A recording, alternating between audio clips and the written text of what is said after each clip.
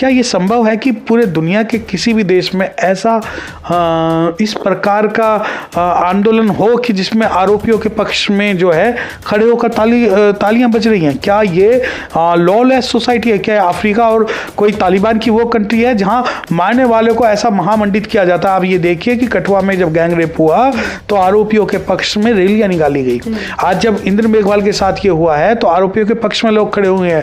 जब नमस्कार, the Janata live देख रहे हैं आप और मैं हूं आपके साथ पूजा। आज हम मौजूद हैं एडवोकेट सत्यप्रकाश गौतम जी के पास और इनसे उसी मुद्दे पर बात करेंगे जिस मुद्दे ने इस वक्त देश में लगभग सारी मीडिया अटेंशन ले रखी है। मीडिया अटेंशन में भी अगर हम बात करें तो नेशनल मीडिया को इससे खास तवज्जो नहीं दिया है इस खबर को, लेकिन ये खबर इसलिए इतनी ज़रूरी है क्योंकि जब राजस्थान के जालौर में इंद्र मेघवाल को उसके शिक्षक द्वारा, जिसकी जातिवादी मानसिकता इस हद तक बेकाबू थी कि उसने एक बच्चे को, 9 साल के बच्चे को महज इसलिए मार दिया क्योंकि उसने उसके मटके से पानी पी लिया था। ये किस्सा है आज़ादी के 75 वर्षों के बाद का। और सर, इस घटना के कुछ ही दिनों बाद राजस्थान में एक और दलित महिला शिक्षिका को जलाकर मार दिया गया। और आज 1-2 दिन पहले की वीडियो है यूपी के मुजफ्फरनगर की, जहाँ एक ग्राम प्रधान जो है वो एक दलित व्यक्ति को चप्पलों से मार रहे हैं, उसे जाति सूचक गालियां दे रहे हैं। और ऐसी और भी घटनाएं हैं जो लगातार यूपी के महोबा से एक और बच्ची का वीडियो सामने आया है जिसमें उसके शिक्षक ने उस बच्ची को 2-3 थप्पड़ मारे क्योंकि उसने सेम वही चीज़ की थी कि उसने उनके मटके से पानी पी लिया था। इस तरीके की घटनाएं समाज में एक के बाद एक हो रही हैं। राज्य बदल रहे हैं, बच्चों के लोगों के नाम बदल रहे हैं, लेकिन घटनाएं वही हैं। आज़ादी को 75 वर्ष हो गए, बाबा साहेब से शुरू हुई थी ये जंग और आज भी जारी है। कैसे देखते हैं इसको? देखिए, सबसे पहले जो आपका सवाल है कि विभिन्न राज्यों में जातिगत घटनाएं हो रही हैं, बिल्कुल नहीं है। क्योंकि अगर इस भारत में कोई सबसे बड़ी समस्या है तो जातिवाद की समस्या है। स्कूल में जब बच्चा जाता है तो वो शायद अपना नाम लिखना बाद में सीखता है, पहले वो ये सीख जाता है कि उसकी जात क्या है, उसके साथियों की जात क्या है। अब क्या कारण है कि हम रोज़ देखते हैं कि इन चीज़ों बाढ़ सी आ गई है। कोई बाढ़ नहीं आई है। मैं आपको बताना चाहता हूँ कि जैसे पहले ये सामाजिक संरचना इनकी चल रही थी वैसी आज चल रही है, परंतु आप जैसे जो बहुजन लोग हैं, जो बहुजन चैनल चला रहे हैं, वर्चुअल मीडिया चला रहे हैं, जो शोषितों वंचितों की जो आवाज़ को वो उठा रहे हैं, तो शोषित वंचितों की आवाज़ जब निकल कर आ रही है तो हमें लगता है कि ये घटनाएं हुई हैं। परंतु पहले तो ऐसा भी हुआ है कि फूलपुर बातें में, बतानी टोला में हमारे सैकड़ों लोग मार दिए गए और कहीं से आवाज़ तक नहीं आई और उन लोगों को, मारने वाले को मुखिया जी की उपाधि दी गई। परंतु आज ये देखिए कि अगर इंद्र मेघवाल के साथ ऐसा होता है, एक शिक्षक ने मार दिया और मूंछों के लिए मेघवाल की हत्या हो गई थी और घोड़ी पे चढ़ने, बहुत सारे जो है, ये सारी चीज़ें जो एक्शन का रिएक्शन है। आज ये समाज जो है अपने जीवित होने का सबूत दे रहा है। ये समाज बता रहा है कि अगर आप घटनाएं करोगे तो हम शांत नहीं बैठेंगे। ये समाज के जो आंदोलन है, जितनी ये समाज की लड़ाइयाँ हैं, वो सारी की सारी लड़ाइयाँ इस तरफ इंडिकेशन दे रही है कि ये समाज जो अब इन अत्याचारों को सहन नहीं करेगा। आप जितना हमारे ऊपर अत्याचार करोगे हम उस लड़ाई को लड़ने के लिए तैयार रहेंगे। यही कारण है कि आज कोई भी घटना हो हमारे कानों तक आए तो हम उस घटना का विरोध करते हैं, हम उस घटना का प्रतिकार करते हैं और उस घटना को सहन नहीं करते। जैसे कि पहले ऐसा भी होता था कि हमने एक घटना सुनी कि अमुक व्यक्ति के साथ ये हुआ और हम जो है शांत हो गए, परंतु आज ऐसा नहीं है। आज के जो युवा हैं अपने जो बड़ों के निर्देशन में इन लड़ाइयों को लड़ रहे हैं। लेकिन सर, सवाल यही है कि आज़ादी के 75 वर्ष, जब हम आज़ादी का अमृत महोत्सव मना रहे हैं, इस तरीके की घटनाएं होती ही क्यों हैं? क्यों इंतज़ार करना कि किसी इंद्र मेघवाल, किसी जितेंद्र मेघवाल की मौत हो, उसके बाद समाज जागे और ये बताए कि हम लड़ रहे हैं, हम प्रतिकार कर रहे हैं, अब हम बर्दाश्त नहीं करेंगे? देखिए, जिसे जब आप कहते हो कि हम आज़ादी का अमृत महोत्सव बना रहे हैं, तो आज़ादी का अमृत महोत्सव हमें ज़रूरत नहीं है। हमें अमृत की जरूरत नहीं है। हम जहर भी पी के हम अपना काम चला लेंगे, हम जहर से भी गुजारा कर लेंगे, पर हम अपना जो स्वाभिमान है उसके साथ समझौता नहीं करेंगे। आप अमृत महोत्सव बना रहे हैं तो आप संविधान महोत्सव क्यों नहीं बनाते? आप जातिगत जो जाति मिटाओ महोत्सव क्यों नहीं बनाते? आप एक भारत महोत्सव क्यों नहीं बनाते? आज़ादी के 75 सालों की अगर आप बात कर रहे हैं तो आज़ादी के 75 सालों में जितना इस अनुसूचित जाति जनजाति के लोगों ने चीज़ें सही हैं। अब ये देखिए कि अगर ये नौकरी करते हैं तो इन्हें आरक्षण के नाम पे परेशान किया जाता है, इनकी डिमोशन की जाती है, इन्हें सरकारी सेक्टर में इतना परेशान किया जाता है कि आज तक कोई भी चीफ सेक्रेटरी भारत सरकार का जो है वो अनुसूचित जाति से नहीं बन पाया, स्टेट के अंदर कोई सेक्रेटरी नहीं बन पाया। 5-5, 6-6 लोगों को ये बाईपास करके चीफ सेक्रेटरी बना देते हैं। अगर हम बिजनेस करते हैं तो बिजनेस पे आरोप लगा के उस बिजनेसमैन को खत्म कर देते हैं। अगर हम फिल्मों में आते हैं तो हमें मार दिया जाता है, जैसे कि एक चमकीला था उसको मार दिया गया, उसके बाद एक हीरोइन थी वो जिसे धक्का देके मार दिया गया था, दिव्या भारती को मार दिया गया था, शैलेंद्र के घर पे डकैती हो गई थी। हम जिस भी फील्ड में आज जा रहे हैं वहां पर ये लोग जो है जातिगत कुंठा के तहत हम पर आज जो है आक्रमण कर रहे हैं, अत्याचार कर रहे हैं। अब देखिए यही घटना आज़ादी के 75 साल बाद की अगर आप बात करते हो कि अगर अमेरिका के अंदर किसी ब्लैक के ऊपर अगर कोई भी अटैक होता है तो वहाँ ब्लैक लाइव मैटर का एक पूरा का पूरा जो आंदोलन चलाया जाता है, और ब्लैक लाइव मैटर का आंदोलन चलाने वाले ब्लैक लोग नहीं बल्कि वाइट लोग होते हैं। उसमें जितनी भागीदारी ब्लैक पीपल की होती है उससे ज़्यादा जो है वाइट पीपल की होती है। परंतु क्या भारत के अंदर ऐसा आंदोलन आज आज़ादी के 75 साल बाद भी संभव है? बिल्कुल संभव नहीं है। वहाँ बराक ओबामा प्रेसिडेंट बने, वहाँ अब्राहम लिंकन प्रेसिडेंट बने, जब ये ब्लैक कम्युनिटी से बनकर आते हैं तो वो दिखाता है कि वहाँ पर जो उनका जो सशक्तिकरण है, जो बायोडाइवर्सिटी है उनकी, और जो डाइवर्सिटी कॉन्सेप्ट के नाम पर वो लोगों को रिप्रेजेंटेशन दे रहे हैं, तो उससे पूरा अमेरिका एक होता है। परंतु क्या भारत में संभव है? बिल्कुल नहीं है। आज आप ये देखिए कि इंद्र मेघवाल की हत्या होती है, कुछ समाज के लोग आंदोलन करते हैं, वो आंदोलन के लिए जाते हैं, न्याय मांगने जाते हैं, वो एक आरोपी के खिलाफ जा रहे हैं, एक आरोपी के खिलाफ जा रहे हैं, एक जाति के खिलाफ नहीं जा रहे। परंतु उस आरोपी के साथ साथ 36 बिरादरियां जो है वो राजस्थान के अंदर मीटिंग बुलाती हैं, बहुत बड़ी मीटिंग बुलाते हैं जिसके अंदर 36 बिरादरियों के लोग होते हैं। वहाँ का शासन होता है, प्रशासन होता है, एसएसपी होते हैं, डीएम होते हैं, और वो जो है आरोपियों के समर्थन में खड़े होकर ताली बजाते हुए दिख रहे हैं कि हाँ आपने जो है बहुत बढ़िया काम किया। क्या ये संभव है कि पूरे दुनिया के किसी भी देश में ऐसा इस प्रकार का आंदोलन हो कि जिसमें आरोपियों के पक्ष में जो है खड़े होकर तालियां बज रही हैं? क्या ये लॉलेस सोसाइटी है? क्या अफ्रीका और कोई तालिबान की वो कंट्री है जहां मारने वाले को ऐसा महामंडित किया जाता है? आप ये देखिए कि कठुआ में जब गैंग रेप हुआ तो आरोपियों के पक्ष में रैलियां निकाली गई। आज जब इंद्र मेघवाल के साथ ये हुआ है तो आरोपियों के पक्ष में लोग खड़े हुए हैं। जब बिहार में घटना होती है तो आरोपियों के पक्ष में लोग खड़े होते हैं। और जब फूलन देवी को मारा जाता है तो इस शेर सिंह राणा को हीरो बनाकर फिल्म बनाई जाती है। आपने सर अमेरिका का जिक्र किया कि अमेरिका में जब एक ब्लैक बिरादरी का व्यक्ति राष्ट्रपति बनता है तो वहाँ की सशक्तिकरण को दर्शाता है कि वहाँ जो ब्लैक लाइफ मैटर्स का मुहिम है वो किस हद तक कामयाब रहा।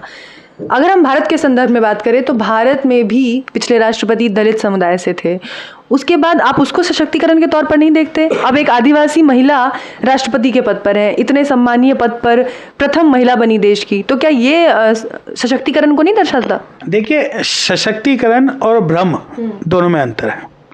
अगर आप ये कहते हैं कि सिर्फ और सिर्फ प्रेसिडेंट बनाने से सशक्तिकरण आ जाएगी, तो क्या कारण है जब भारत के पहले जो राष्ट्रपति जो अनुसूचित जाति समाज से आते थे, जिनका नाम के आर नारायणन साहब था, जब उन्होंने अपनी शक्तियों का उपयोग किया तो 2 बार 42वां और 44वां संशोधन भारत सरकार को करना पड़ा। और उस वक्त इन्होंने प्रण ले लिया कि जो भारत का जो राष्ट्रपति होगा वो केवल रबड़ स्टैंप होगा। और अगर आप ये कहते हैं कि रामनाथ कोविंद के और मुर्मू जी के राष्ट्रपति बनने से आपको इसके अंदर उनकी भागीदारी, समाज की भागीदारी नजर नहीं आ रही, तो मुझे नहीं आ रही। ऐसा कोई बिल रामनाथ कोविंद जी ने रिजेक्ट किया हो जिसके अंदर SC ST OBC के जो राइट्स हैं उनको कर्टेल किया जा रहा हो और उन पे उन्होंने कोई वीटो पावर यूज़ की हो या उस बिल वापस भेजा हो, तो मैं मान लूँगा हाँ हमारा रिप्रेजेंटेशन सही है। मैं ये मानता हूँ कि हमारा जो राष्ट्रपति बनाने से आप हमारा मुंह बंद करना चाह रहे हो, वो मुंह बंद नहीं होगा। अगर आपको बनाना है तो हमारा प्रधानमंत्री बनाइए, प्रधानमंत्री पूर्ण बहुमत से बनाइए, हमारे चीफ सेक्रेटरी बनाइए, हमारा हाई कोर्ट में जज बनाइए, हमारा सुप्रीम कोर्ट में जज बनाइए, हमें शासन प्रशासन में हिस्सेदारी दीजिए, हमें उद्योगों में हिस्सेदारी दीजिए, हमारे जो स्पेशल कंपोनेंट प्लान है उसमें हिस्सेदारी दीजिए, हमारी महिलाओं को आप हिस्सेदारी दीजिए, तो तब मैं ये मानूंगा कि आप हमारे रिप्रेजेंटेशन। लेकिन सर वो कैसे? आपकी एकमात्र राष्ट्रीय पार्टी थी बहुजन समाज पार्टी, जिसका प्रदर्शन उत्तर प्रदेश चुनाव में लोगों लोगों ने देखा काफ़ी निराशाजनक रहा। राजस्थान में इतनी बड़ी घटना हुई लेकिन उस पर भी एक बड़ा कॉल देने से जो बहुजन समाज पार्टी है वो पीछे नज़र आई। कोई बड़ा प्रोटेस्ट अब तक नहीं किया है बहुजन समाज पार्टी ने इस तरह की जो एट्रॉसिटी होती है दलित समाज पर उसको लेकर। देखिए, जब बहुजन समाज पार्टी की आप बात करते हैं तो साहब काशीराम साहब भी और बहन कुमारी मायावती जी भी बिल्कुल क्लियर कट बात है कि हम आंदोलन के नाम पे अपने लोगों को सूली नहीं चढ़वा सकते। अगर बहुजन समाज पार्टी कोई भी कॉल करेगी तो उसमें हमारे लोगों को टारगेट करके उनको जेल भेजा जाएगा, उनके खिलाफ एफआईआर होगी। मैं आपको एक या दो ऐसे नए नए लोग बता रहा हूं जिन्होंने हमारे सैकड़ों हजारों बच्चों के खिलाफ एफआईआर करा दी और वो बर्बाद हो चुके हैं। अब बात आती है कि आप किसका जिक्र कर रहे हैं सर? बहुत सारे लोग हैं जो बहुत सारे नए नए आज पैदा हो रहे हैं और जो अपने आप को राष्ट्रीय लीडर कहते हैं और जो कि समाज की भावनाओं के साथ खेलते हैं। बहुत सारे, चंद्रशेखर आजाद जैसे। हाँ, ये भी हैं। ये तो खैर ये तो एक जो स्क्रिप्ट लिखवा के आते हैं कि भाई मैं वहां जाऊंगा, पहले तो हम जो है इंदर मेघवाल के लिए आंदोलन कर रहे थे, अब उनके जो लोग हैं अब चंद्रशेखर के लिए आंदोलन कर रहे हैं कि भाई उन्हें रिलीज करो।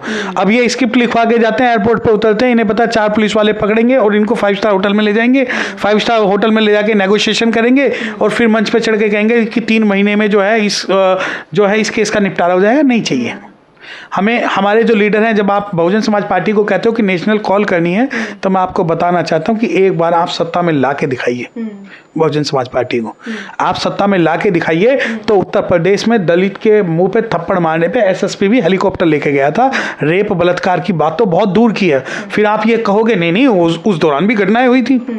सर, ये तो राजनीतिक पक्ष की बात हो गई। अगर हम सामाजिक तौर पे बात करें तो जब भी इस तरीके की घटनाएं होती हैं, लोग सड़कों पर आते हैं, अपना अग्रेशन दिखाते हैं, कैंडल मार्च निकालते हैं, हर बार लगभग एक सी प्रक्रिया होती है।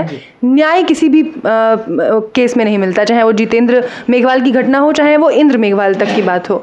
ऐसे में लोगों को क्या करना चाहिए? लीगल अगर मैं एस्पेक्ट्स की बात करूं तो लीगली उनके पास क्या ऑप्शंस हैं? देखिए, हम जो लोग हैं, हम हो सकता है आंदोलन के नाम पे 10 दिन सड़कों पर बैठ जाएं, 10 डंडे खा लें और पूरे 10 दिन तक भूखे प्यासे हम कुछ भी कर सकते हैं। लेकिन जब 11वें 12वें दिन आंदोलन की बात आएगी तो सबको जो है अपने काम याद आएंगे, अपना परिवार याद आएगा। अब आ जाती है लीगल लड़ाई।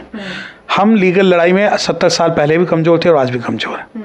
इसलिए हम कमज़ोर हैं क्योंकि हम जो है ना तो कोर्ट की तरफ हम लड़ना जाते, ना ही हम सुप्रीम कोर्ट तक जाते, ना ही हाई कोर्ट तक जाते, और उस लड़ाई की हमारी जो रणनीति है वो बिल्कुल अधूरी रह जाती है। अब ये देखिए कि अगर 1 लाख लोग अगर इंदर मेघवाल के लिए सड़कों पर हैं, तो मैं मानता हूँ कम से कम 100-200 लोग जो है इंदर मेघवाल के लिए कोर्ट में भी खड़े होने चाहिए, जो ये देखें कि चार्जशीट कैसे फाइल हुई है, चार्जशीट के अंदर कौन से गवाह हैं, कौन से विटनेसेस हैं और हर ट्रायल पे क्या हो रहा है, रोज की केसेस क्या हैं, कौन जज वहाँ पर है, कौन हमारा प्रतिनिधित्व कर रहा है और किसके इन्वेस्टिगेशन में क्या फ्लो है, इन्वेस्टिगेशन कंप्लीट कैसे होगी, और अगर दोषी अधिकारियों ने कोई काम नहीं किया तो उनके खिलाफ क्या कार्रवाई होगी। ये सारी चीज़ें हमें सीखनी पड़ेंगी। ये ऐसा नहीं है कि हमारा आंदोलन सिर्फ सड़कों पर शुरू हुआ, सड़कों पर खत्म हो गया। ये उन लोगों को बहुत अच्छी तरीके से पता है, वो बिल्कुल खुले कहते हैं अच्छा अरे कहते रहो 1-2 लाख लोग तुम आंदोलन कर लोगे, हम तो एक केस के इन्वेस्टिगेशन ऑफिसर को सेटल करेंगे, सारा मामला सेट हो जाएगा और आरोपी जो है बरी हो जाएगा। तो उन्हें पता है। तो हमारी जो लीगल लड़ाई है वो अधिकतर मामलों में, अभी सुप्रीम कोर्ट भी कहता है कि हम सेटल कर लेते हैं, बिल्कुल सही बात है। अधिकतर SC/ST के मामले जो सेटल हो जाते हैं वो इसलिए हो जाते हैं तो पैसे के कारण, दबाव के कारण, राजनीति के कारण, सामाजिक समझौते के कारण वो हो जाते हैं, और फिर सुप्रीम कोर्ट कहता है कि ये शेड्यूल कास्ट जो है वो तो जो है फेक केस लॉन्च कराते हैं। परंतु हम इन बातों को नहीं सोचते। अब जब कोई भी पूरे भारत के अंदर एडवोकेट्स का कोई ऐसा राष्ट्रीय संगठन नहीं है जो कि न्याय मिलने पर सबसे पहले वहां पहुंच जाए, हमारे लोगों को जागरूक करे। अब देखिए, आज इंदर मेघवाल के लिए हम 10-12 दिन से जो लड़ रहे हैं वो लड़ लेंगे, उसके बाद में 1-1.5 महीने में सारी चीजें खत्म हो जाएगी, फिर हम देखेंगे अच्छा अब अगले अत्याचार पे शुरू होंगे।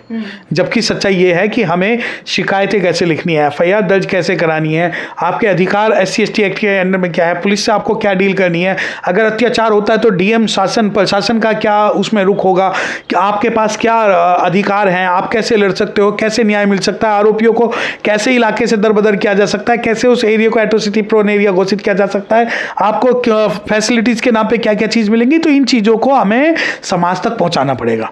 हमें ये बताना पड़ेगा कि अगर आपके ऊपर अत्याचार हो रहा है तो आप सबसे पहले जो शिकायत है वो किस वे में लिखोगे। मतलब कुल मिलाकर आप ये कहना चाहते हैं कि पूरे समाज को हर एस्पेक्ट को लेकर चलना पड़ेगा, चाहे वो राजनीतिक हो, सामाजिक हो, शैक्षणिक हो या फिर लीगल टर्म्स में।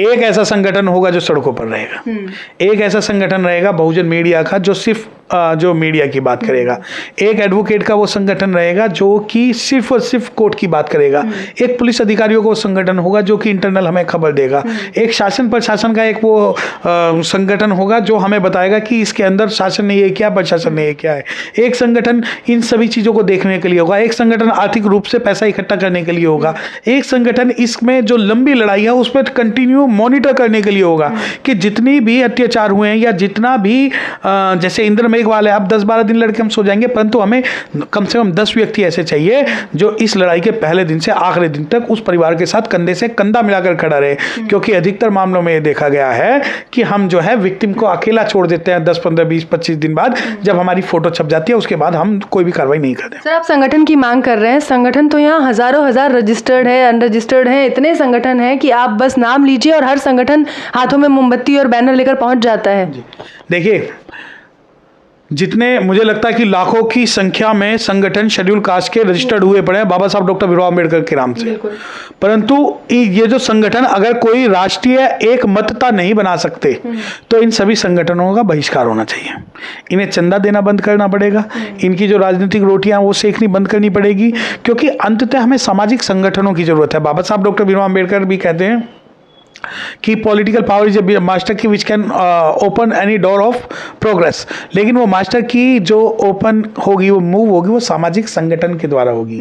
जो चाबी है वो सामाजिक संगठनों के द्वारा होगी। अब आप कहते हैं कि भाई आप एक संगठन को आवाज दो 10 संगठन आ जाएंगे, तो आप मुझे एक भारत का ऐसा राष्ट्रीय संगठन बता दीजिए जो पूरे भारत के अंदर जिसकी एक आवाज़ पे हर व्यक्ति सड़क पे हो।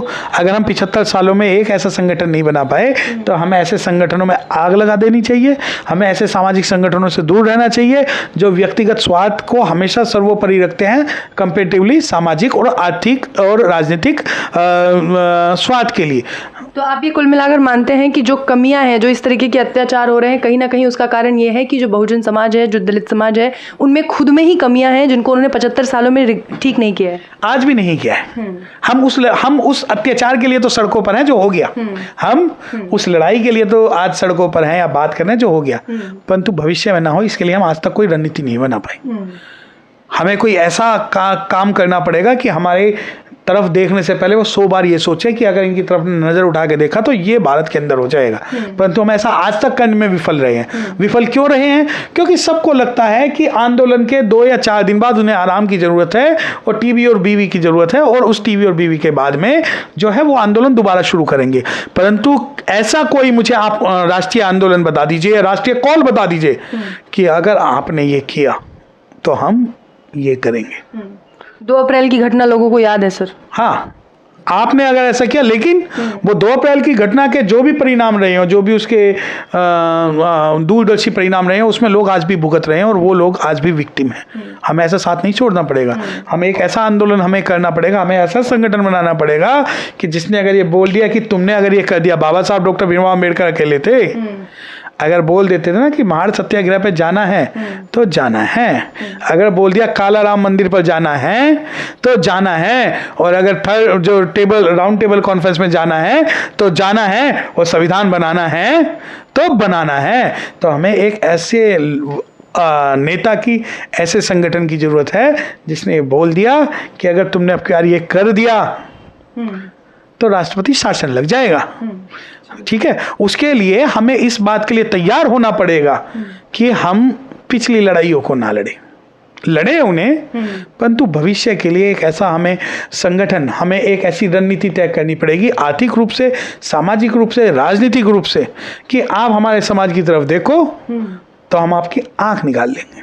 और जब तक ऐसा उन्हें चेतावनी नहीं दी जाएगी तो SC/ST एक्ट पेपरों पर लिखी हुई कुछ 4-5 काली पीली लाइनें हैं, उन काली पीली लाइनों के साथ आप कोर्ट में जाएं, हाथ जोड़कर न्याय मांगते रहें। जज का मन करेगा तो वो आपको एंटीसिपेटरी बेल दे देगा, जज का मन करेगा तो आपको बरी कर देगा। जो एक इंदर मेघवाल का मामला अगर हाईलाइट हो जाएगा तो उसमें हो सकता है सजा हो जाए, परंतु सैकड़ों इंदर मेघवाल जो रोज मारे जा रहे हैं उनमें सबको बरी कर दिया जाएगा। तो इस प्रकार का जो ये चरित्र है, जो जुडिशियल पॉलिटिकल जो कैरेक्टर है या हमारी लड़ाई है, तो वो ना हो। हमें हर मामले में हमें स्कूटनी नहीं करनी पड़ेगी। अगर ए के ऊपर अत्याचार हो रहा है तो ए के ऊपर भी आंदोलन होगा, बी के ऊपर हो रहा है तो बी के लिए भी होगा, सी में हो रहा है तो सी के लिए भी होगा। हमें पिक एंड चूज जो है पॉलिसी, जो खबरें मीडिया में आ जाए उसके लिए हम भी आंसू बहा देते हैं, परंतु मरने वाला जो है, जिसका एक मरा है, उसके लिए तो दर्द है। और ये संपूर्ण समाज पे अत्याचार होता, किसी पे व्यक्तिगत नहीं होता। और जब हम इंदर मेघवाल की हत्या के नाम पर हम इस बात को कहते हैं कि समाज इसकी लड़ाई लड़ रहा है, तो समाज की जो लड़ाई है वो अधूरी है। बहुत शुक्रिया सर, आपकी राय हमारे दर्शकों तक पहुंचाने के लिए बहुत बहुत धन्यवाद।